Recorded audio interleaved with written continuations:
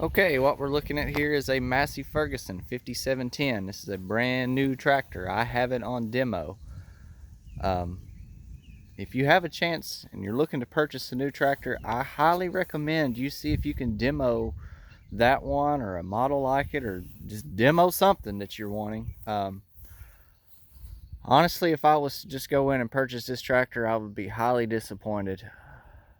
I expect a lot more out of this. I mean, look at this thing. It's supposed to be 100 something horsepower. Honestly, it feels like it's about 80 horsepower, if that. There's so many just minor details about it that could have been done better. Just simple little things that are just annoying. Just for instance, I mean, look at here at the valve stem sticking out. These tires are ballast field tires. But look at that. I mean, this tractor is brand new. It's already starting to dry rot. And look how they stick out there. Now, anybody that feeds cattle in the wintertime knows that you're going to get in some mud. I don't give a damn what you try to do. You're eventually going to get in mud. Those are going to get broke off. It's like that all the way around. I don't know why Massey didn't put a guard around those. They'd have been better off if they were actually on the inside of the tire. It's just my opinion. You do have this control right here. You can lift your lift arms up and down. It took me about 30 minutes to figure out how to get the lift arms to work, because nowadays it's not just simply lower the lift arm down. There's a sequence inside there. When we get inside the cab, I'll try to show you that. Another thing I don't like about the Massey is looky here. Looky here. There's your oil sight glass. I don't mind a sight glass being there, but they should have put some sort of guard or something around it where you can just close the door or something, because if you're running a heavy bush hog, anybody that knows, there's shit that flies up and it hits the back of these tractors, and you know, big rocks, sticks, limbs, everything else. And you got all these little sensors right in here. I don't know what all that crap's for, but I'm sure it's not necessary. And then you got this big drawbar here, but you can take that piece off. I don't mind that. That's fine. You do have the adjustable stabilizers. These are kind of different than anything I've ever seen. Rather than having several different holes in here, you have two holes. These things are kind of stiff where they're new. And this is a turnbuckle style. I don't know what I think about that. I'm sure it'll be fine.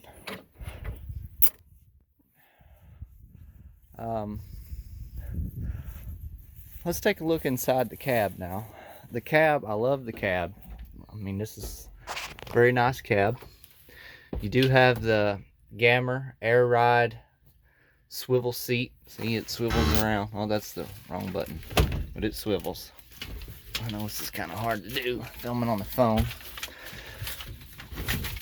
Here you are inside the cab. Steering wheel adjust. I like that. Everything's comfortable. Everything's easy to get to. You have 540, 540E, and 1000 on your PTO, your key switch. Here's all this draft control stuff.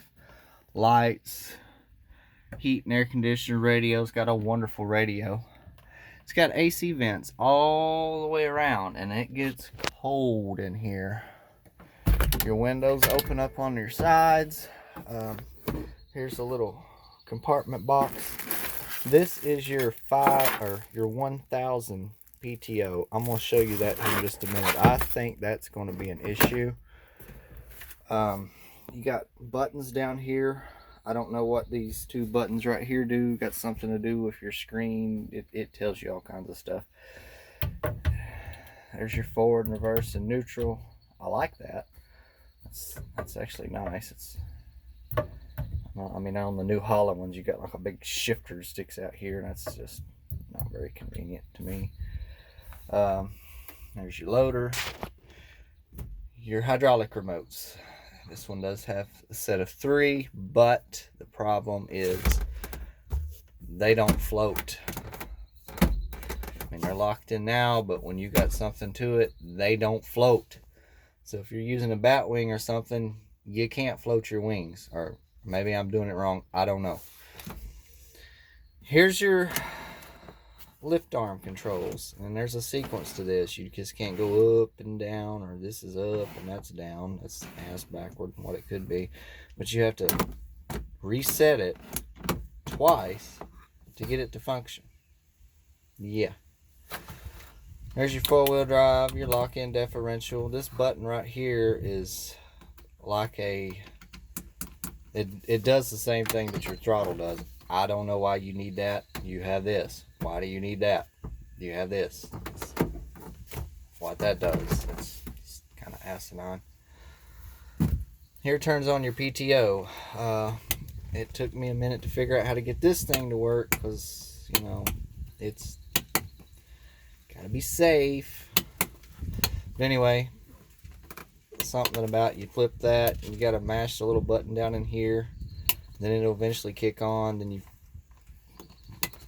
there it is, that's on. You flip it once, it turns the PT off, and whatever you got behind it will, you know, free spool its way down. You hit it again and it's a brake. It'll lock it up just like that. Looks like that would twist the shaft out of something. But anyway, this button right here has something to do with the hydraulics. I don't know. Oh. There's your foot throttle. I liked where that's at. Your gear shift. Gear shift could have been just a little bit longer. It's kind of aggravating to get to with the lift, with the arm rest in the way. How's your high and low shifter? This thing is a 6-speed.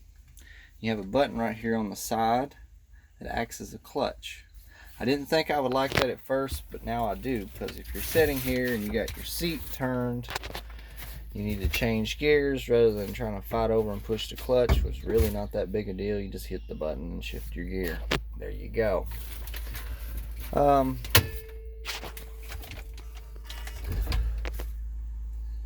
Another thing, let's see. Here's your park brake. Let's get back out. Let's open the hood.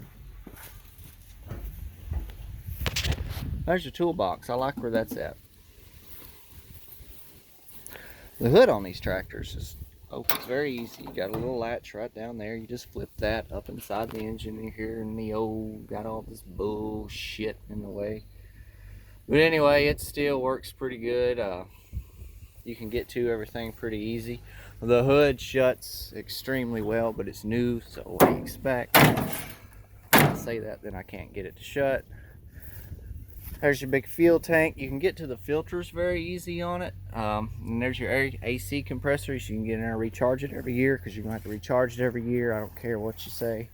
Okay, now we'll get back here to the PTO shaft. If you look and see, your 540 and your 1000 just bolts on there. I don't know, but it looks to me like if you was to bottom out, say a lot of big heavy bush hog or something, you bottom one out, it does happen. It could shear that off. I don't know. This box right here has something to do with the government juice bullshit that robs every bit of this tractor's horsepower. Here's the government juice box.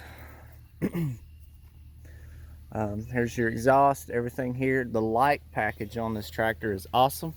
It really lights up, but they're not LED lights. I don't know why this model tractor does not have LED lights on it, but it still puts out a lot of light. Very impressive. Okay, here's the biggest things. This tractor is supposed to be around 100 horsepower, and I'll do another video later just driving this tractor down the road. It doesn't have any balls at all. You have to pretty much gear this thing down twice going up a hill with nothing behind it. So can you imagine if you got a hay hauler full of roll hay or something, you're trying to go up a hill, hell, you're going to have to crawl up it.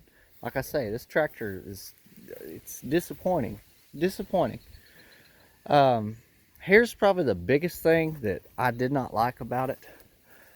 The cab has the suspension on it, which is nice, except for when you drive it somewhere, the damn thing just keeps on shaking, up and down, bouncing, shaking side to side. And when I hook my bush hog to this, I have a 15-foot Rhino Apex. It's 2 years old. I mean, there's nothing, it's like a brand new tractor, or a brand new bush hog. Every bit of the vibration went right into that cab. I mean, the cab vibrated so bad that I actually got a damn migraine from it, and I just quit. It rattled the piece of the trim right there I'm pointing at. It rattled that loose. I mean, it was violent inside, and it doesn't do it on my other tractor, so I don't know why in the hell it done it in this one. The front end loader has the, I guess you call that the European style quick connect. I don't like that. If I was going to purchase this tractor, I'd have them change this bracket out and put the standard Bobcat style disconnect on it. I don't know where the hell you're going to find implements to fit that. This tractor has the third function buttons on the joystick, but you don't have a third function out here. Why a tractor this new would not have a third function out here, I don't know. I want one with third function. As far as anything else, it's a pretty good overall it's a good tractor. For the price tag of $72,900 for this tractor, I expected to have a lot more horsepower. It's claiming it's got the horsepower, but it's not proving that it's got the horsepower. Like I said, I'll do a video later today of me actually just driving it down the road and let you kind of see for yourself. The tractor sounds excellent. I don't know, there's just several little details I like about it, but a lot of things I don't like about it for the price that it cost. I think Massey makes a pretty good product. This will be the only Massey that I've ever fooled with, except for the old antique ones and my CG 1705 mower. Other than that, it's about all I've ever had a hold of. It was Massey. To me, this is the sharpest looking tractor they're making right now. I mean, it is a slick looking outfit. But other than the cab shaking violently and lack of horsepower and a few other little minor details on there, it's just, I don't know. Would I buy the tractor? Not for $72,000, I wouldn't. If we can get down into $50,000 range maybe. But yeah, I don't know. There may be some kind of adjustment on the cab where they can cut all that shit out where it doesn't vibrate so bad. I'll find all that out tomorrow. I have to take it back to the dealer. But I'll do a video later on today of driving it around so you can see what all it's about. The cab is super quiet. You can't hardly hear the engine run. You can't hear anything behind you. So I really like that. It's got a hell of air conditioner in it. But it, you know, as far as those things, it's about all I know. But basically, like I was told yesterday, it does everything but what I want it to do. I don't know. I guess we'll see. Thanks for watching. See you on the next.